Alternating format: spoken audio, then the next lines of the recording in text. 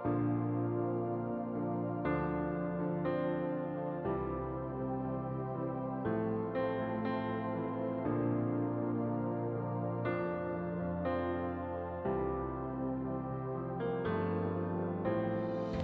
what items can be placed on the altar?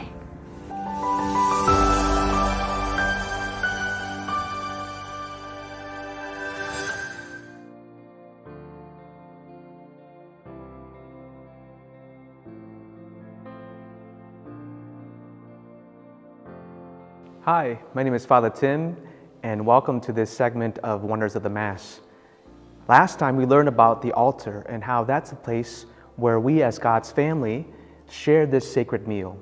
It's also the place where sacrifice is offered, and hence it's a place where we encounter God Himself in this mystery called the Mass.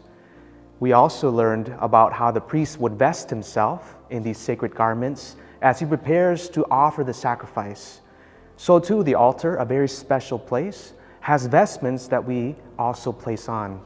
In this episode, we'll learn more about these different items that we vest the altar with as we enter into the sacred liturgy of the Mass.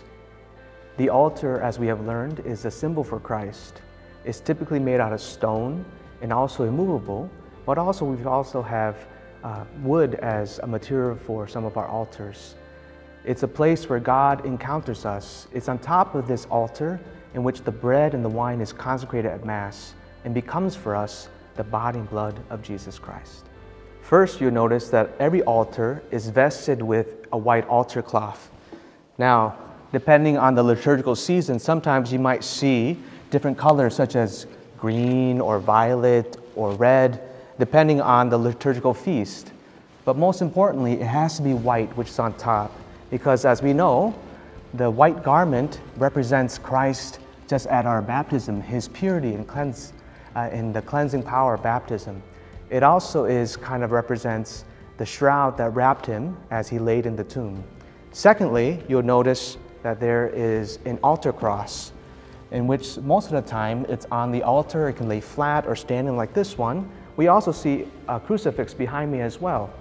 It helps the priests and also the people to orient themselves, that we're all looking towards God the Father through Jesus Christ, who is that mediator between heaven and earth. Thirdly, you also see a couple of altar candles, in which we have learned represents the light of Christ. So you see all the different items that vest the altar, which is a symbol for Christ, are different signs and symbols to help us enter into this mystery of the Eucharist.